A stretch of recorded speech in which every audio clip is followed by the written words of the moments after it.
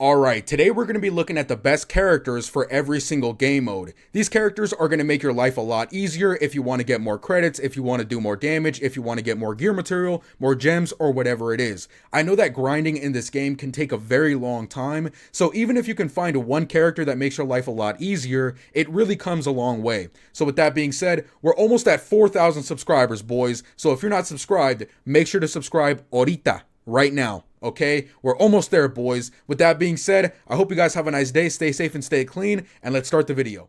Okay, so first things first, let's talk about campaign. Campaign can sometimes be a little bit annoying because you always have to grind the game mode and it's always going to be the same thing. So some of my favorite characters to be using in this game mode to finish it quickly is going to be characters that do a lot of basic attack damage. I really don't want to wait for my special abilities because even if it takes me 10 extra seconds, I'm going to have to grind campaign a lot. So those 10 seconds are going to keep adding up and adding up and adding up. I would much rather just get a character that does a lot of basic attack damage and just get it over with. So two of my favorite teams to be using in campaign is going to be the League of Anarchy team and the Justice League team. The funny thing about this is that you would expect the League of Anarchy team to be better than the Justice League team in campaign because they do a lot more damage in raids, but it's actually the opposite. The Justice League team can finish battles a lot quicker, and the reason why is because if you're going to do a hit with the League of Anarchy team, sometimes the last hit that you're going to be doing is going to do dot damage because Entangling Poison Ivy gives you that passive that makes your basic attack hits do dot damage. And if they do that, then you're not going to be able to kill your opponents in one hit. And even though this isn't super annoying because you could just hit your opponent again, sometimes if you do the combo a little bit wrong, then the final hit that you're going to be doing in your combo is going to be doing dot damage. And it can be kind of annoying because the opponent can tag out and then you're going to have to wait for them to tag back in to finish them. But with the Justice League team, that never happens. You can kill your opponent really quickly, even if it's a fast attack hit, whatever it is. As long as you do the damage necessary, it's going to kill the opponent right away. The three characters that I like to use with my Justice League team is Justice League Cyborg, Justice League Flash, and Justice League Aquaman. But if you don't have Justice League Aquaman or Justice League Flash, you can still use Silver Bane. He's going to increase the damage on your basic attack hits, so he's a really good replacement. And because resource missions are kind of the same thing as campaign, I also like using my Justice League team on my resource missions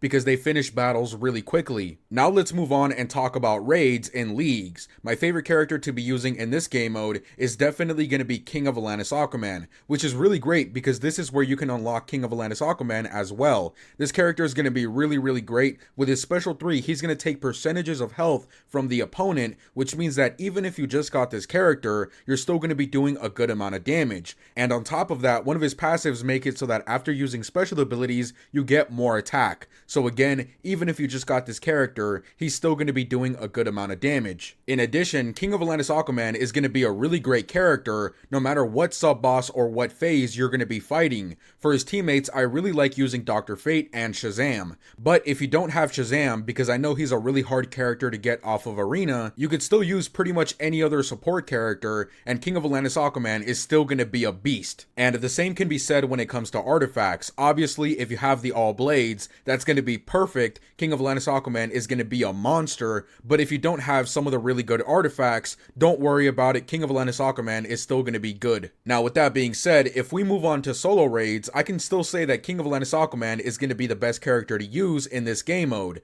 But just for fun, I'll give you a different answer, which is going to be Heartbreaker Harley Quinn. Now, it's kind of weird. I have to explain it a little bit because sometimes King of Atlantis Aquaman is going to be the best character in solo raids, and sometimes it's going to be Heartbreaker Harley Quinn. The reason why is because Heartbreaker Harley Quinn, technically speaking, is a lot more consistent in doing more damage in solo raids, but that does not mean that she does more damage than King of Atlantis Aquaman sometimes. And the reason why I say sometimes is because it is really important for King of Atlantis Aquaman to be doing a lot of damage that his opponent has a lot of health. That way his special 3 can take away percentages of that health, and that's going to make him do a lot of damage. But if your opponent already has a lot of health lost, then King of Atlantis Aquaman Aquaman is not going to be doing more damage than Heartbreaker Harley Quinn. And with Heartbreaker Harley Quinn, you're usually going to pair her up with Arkham Knight Batman so his special 2 can stun the opponent, but you do have to rely on the stun actually going off and working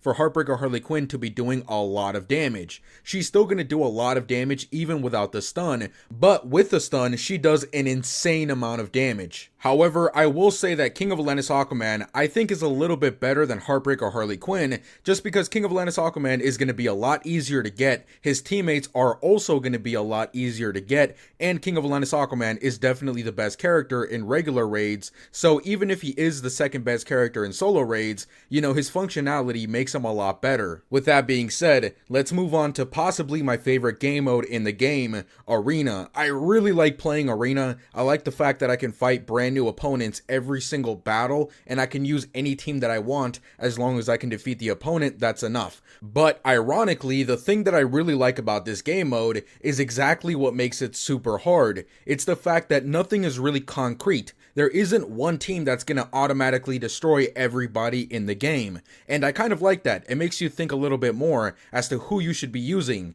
but for this video it's going to be a little bit difficult to give you an answer because there's always going to be somebody that could defeat any team. But with that being said, I do play a lot of Arena, and I can tell you right now that the safest team to be using that can beat pretty much any character out there, not every single one of them, but a huge majority of them, is going to be the Batman Ninja team, or specifically Batman Ninja Catwoman. This character is absolutely insane. For Arena, one of the best passives out there is definitely the Immortal passive, which makes you unkillable for 9 seconds whenever you reach 15% of your health. And the reason why this is so overpowered in Arena is because all you really need to win any battle is a small window of opportunity to be doing a lot of damage really quickly. But the bad thing about Arena is the same thing can be said for your opponent. You can die really quickly just as fast as you can win any battle. But with the Immortal passive, you have all of the benefits in the world because your opponents are not going to kill you,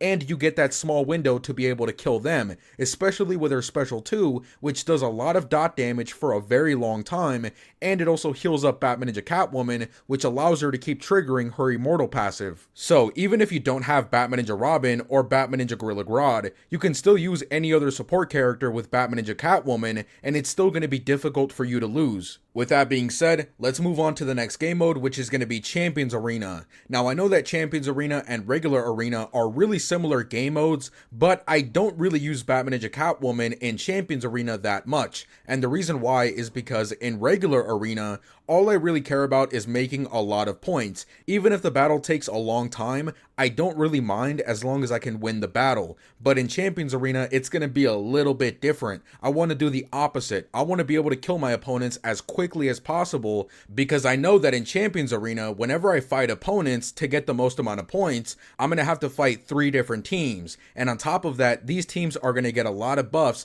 to get a lot of attack and a lot of health. So instead of taking things a little bit slower, I want to try to kill my opponents as quickly as possible, which is why my favorite team to use in Champions Arena is going to be the Multiverse team, because Multiverse Armored Supergirl does a lot of damage on her special 1, and the entire team is going to start off with extra power because all of the Multiverse characters are going to be in the same team, and that's one of the passives of Multiverse Armored Supergirl. Also, one of the most annoying things in the entire game is reflective shields, and in Arena, if you don't want to fight somebody that has a reflective shield, all you got to do is refresh your opponents or choose to fight somebody else. But in Champions Arena, if you're going to be playing at that time and you really want to get 8 points, you're going to have to deal with it. But with Multiverse Armored Supergirl Special 1, it's going to be doing dot damage, and it's going to be doing a lot of damage. So it's pretty much going to kill anybody in her path, even if they have a reflective shield. But honestly, no matter what team I suggested or what characters I think are the best in Champions Arena, it really doesn't matter because you can only use those characters once a day. With that being said, now let's move on to the final game mode, which is going to be Operations. It's not really a game mode because you don't have to play,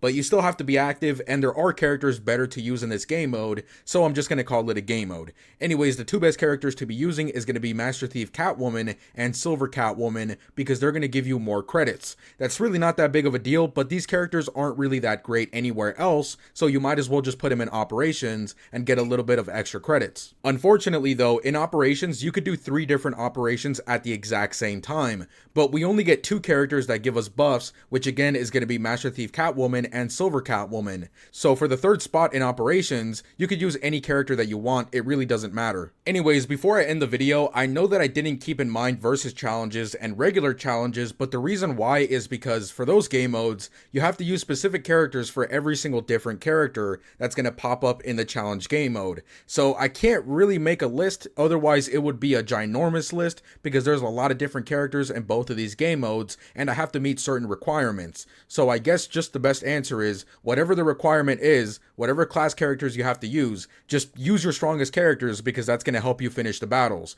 And fortunately, these battles aren't really going to be that difficult, so even if your characters kind of suck, you can still probably finish the battle. And obviously, I didn't include story mode because depending on which chapter you're going to be on is going to depend which character you're going to use, and you can't pick what character you want to use. And also, in my mind, story mode does not exist because this game mode is absolutely terrible. I really wish they would just take the game mode out and help me save some space in my phone because this game mode isn't even done and it really doesn't give you that much. Anyways, with that being said, I hope you guys have a nice day, stay safe and stay clean, and I'll see you guys later.